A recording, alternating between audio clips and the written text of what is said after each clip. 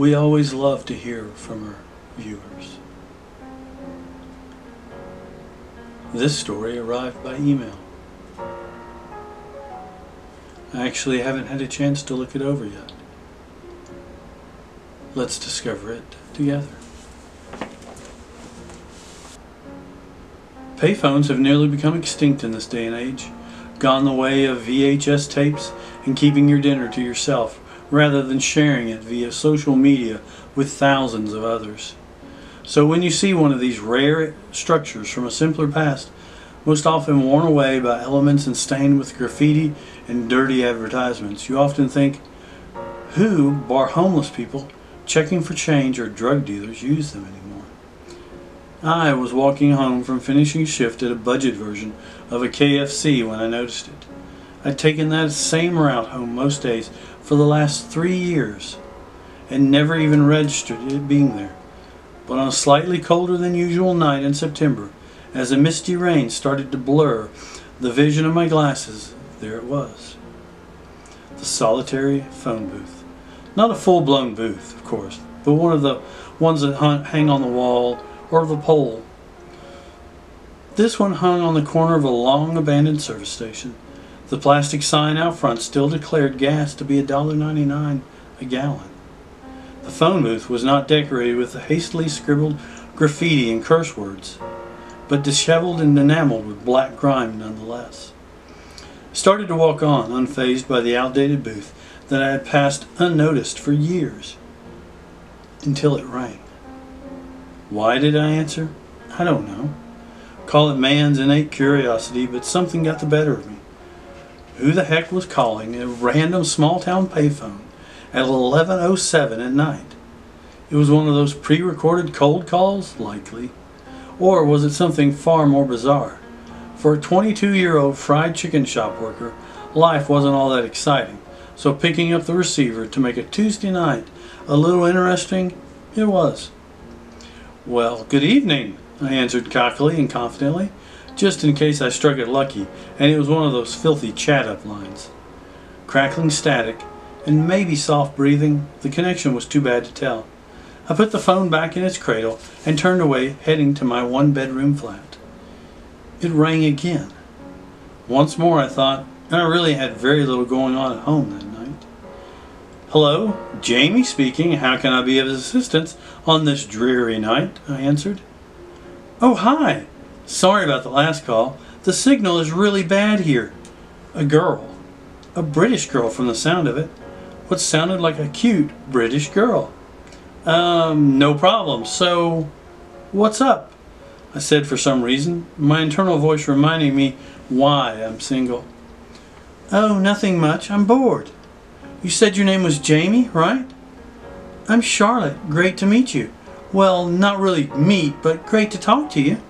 The voice at the other end of the line stated gleefully, the crackling and the wind still slightly present in the background. Same to you, I guess. Just one question, though. Why the heck are you calling this payphone?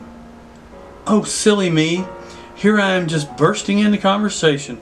Of course you'd think this was weird. Some unknown girl just calling you up in the middle of the night. Oh, is it night where you are? It's always dark here, so I just presume it's dark everywhere. Yeah, it's night. Oh, lucky guess. Well, I didn't really know who I was calling. I just pressed this emergency button on this payphone on my end, and here I am talking with you. Wait, you said emergency? Are you okay? Do you need help? A little bit, yeah. What's wrong? I'm dead. My night just got interesting. Like, are you meaning the slang word? Instagram, hashtag, Starbucks, drinking white girl kind of dead from LOLZ? Or literally dead, as in your heart has stopped beating? Ha! You're so funny. The second one, I'm literally dead. I mean, I'd rather have gone with the what are you wearing line, but a conversation with a dead girl is better than no conversation at all. So I played along. So what does being dead feel like? I've got to be honest with you, it's not great. It's obviously a bit cold, but my skin doesn't feel like ice. It feels like concrete, she said. Her voice lost its positivity. All my joints can move, but it feels like if I move too fast, I'll start crumbling. It's also really hard to breathe. Like I can breathe, but every breath is so small and sharp that I'm never satisfied. It always feels like it needs to be deeper, but my lungs just can't do it. Jesus. I was hoping for a bit of a joke answer, not an actual serious description. Anyway, how did you die? I slit my wrist in the bath, but I can't remember why I did it. I don't think I wanted to die. Okay, that's really morbid. Unaliving yourself, as they say, is not a joke. I'm hanging up now. No, you can't go! Clear and loud, the girl's voice carried through the phone's receiver. Anger flared in her voice as I held the phone away from my ear. Should have hung up. Instead, I asked, "And why is that?" "Because you can help me, and I can help you." "You're dead. You said so yourself. What could I need or want from a dead girl?" "I can give you a message. Don't you want to hear from the couple you ran over and left to die?" A lump the size of a heavyweight boxer's fist filled my throat. The moisture from my tongue disappeared, and the unnatural chill that first filled the air around the phone box was replaced with a sauna level of nervous heat. Who is this?" I managed to stutter. "Don't be afraid. The dead, we just know things. They're here with me. They want you to know something." "You listen to me, you creepy psycho. I don't know who this is, but I'm going to find you and end you." "Just like you did them?" "No one knew that. No one could possibly know that. I never told anyone about them." "They're not mad that you didn't come back and help them.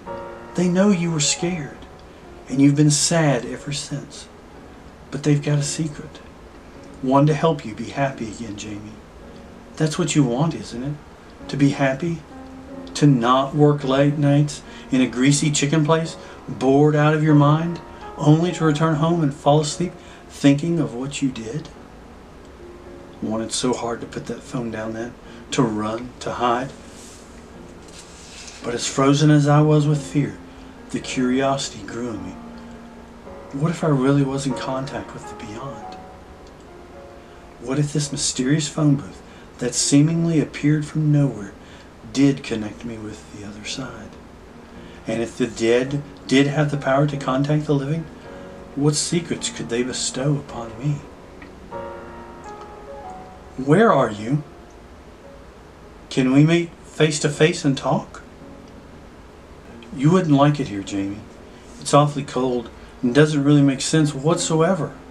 It's just a long, crooked road with a dim light at the end. Kind of like when the sun is just about to set over the horizon. Except it's more red than a burning orange. But anyway, listen to me going on about the landscape of the afterlife like I have all the time in the world." "You don't have all the time in the world?" I asked, puzzled about the rules of death. "No, you see, you're my one phone call. My one phone call that could bring me back to life." "Bring you back to life? How would that work?" "All I need is some blood, Jamie. Just a few drops of blood to replace some of mine that I lost when I took my own life." The girl's voice had a sense of desperation about it now. I heard it in the voices of people that came in the chicken shop, addicted to the greasy, overcooked poultry I provided them every day. "So, do I mail it to you? Go to the nearest pet cemetery? What's the process for this, lady?" "Just cut your hand open and put it to the receiver. I'll get it, don't worry." "And then you'll tell me the secret?" "Yes, you'll know everything I know." I took my pocket knife from my work bag and ran it through my hand without hesitation, and pressed my bleeding palm to the bottom of the phone. The pain not really bothering me due to the absurd situation that I was in, but catching a disease from the sticky receiver did cross my mind. held it there for 30 seconds, not really knowing how long it took for blood to seep through to wherever the hell this dead girl was. Then brought it back to my ear. Hello? Did it get to you? Has it worked? A laugh arose through the line. Didn't sound like the dead girl. Didn't sound like anything I'd ever heard before. It was a mixture of hysterics and pure agony that sounded like it came from so many people. But it all joined together into this one choreographed barrel of shrill laughter. I haven't been completely truthful with you, Jamie, the deceased girl's voice said, now back to her normal tone, like that chorus of laughter had never happened. I am dead, of course. That is not a lie. But there's no secrets I can tell you. You lied! I roared, embarrassed that I ever fell for such a bullcrap idea. I dropped the phone, leaving it swinging as I went to step away. The long metal cord quickly encircled my arm, the receiver inching forward like a snake. I frantically tore at it with my other hand. The cord wouldn't budge. I pressed my foot against the phone and pulled with all my might, but still nothing. I shouted down towards the receiver as it snaked down my arm, the once silver cord, dark, now around my wrist. Why are you doing this? You didn't ask why I killed myself, Jamie. Ignoring her question, I fixated on the blood still pouring from my hand. But instead of hitting the ground, it was flowing into the receiver. In fact, the receiver seemed to lap it up, drinking the blood. My blood. Jamie could almost see the movement as the plastic handpiece swallowed it. Well, after you killed my parents drunk driving, I was handed off to social services. No one wants to adopt a 15-year-old. You get bounced around the system. The kids at each new school just tease and pick on you. You're not there long enough to make real friends, but bullies love a fresh target. I was feeling lightheaded now. The blood was flowing quickly out of me like a vacuum cleaner was sucking it out. The receiver was now covered in blood, unable to take it all in. That's why I decided to cut my wrist. But as I lost blood in the bath and my eyes started to flutter, I realized I didn't want to die, which is when my parents met me on the other side. They wanted me to live too, and they told me of a way I could live. The dead do really know things, Jamie. Oh, and you're going to find it so interesting being dead, she exclaimed with joy filling her voice. How can you live again? I managed to whisper, my legs becoming weaker with every word I said. If I could find someone and get them willingly offer their blood to replace the blood that I lost, then I could return. My parents told me of you, how you ran them down while blind drunk and left them to die. It was a tough choice to bleed you or one of the bullies. But I realized they're right here, and you're, well, someplace else. I figured I can take care of them once I'm back in my body. Because if you've taught me one thing, Jamie, it's that it's easy to get away with murder. I fell to the ground, the phone cord keeping me from falling prone. The girl's voice had disappeared again, replaced with that choir of deafening laughter from beyond the grave, singing me to sleep as my eyes began to shut for the last time. My breathing became forced as I struggled for air that wasn't there. My skin felt hard, my movement gritty, like dry cement grinding together. It took all of my strength to open my eyelids. Surrounding me, I saw a dim glow of light. There was neither the rising nor the setting of the sun, but of something awful in its morbid longevity. I was dead. So, I sent this story to the House of Ghastly. Greetings from the other side. I sent it via text from my iPhone. Because payphones are even rare today, and who really answers the phone anymore? I'm glad I've got your attention, because it's true, the dead do know things. And I know what you, Malachi, have done. I've gotten so lonely here on the unending dark road, but I have a friend now. Caliban speaks of you often. I can help you, you know. I just need a little offering. Paper cut from that book you hold would be more than enough. Do be careful.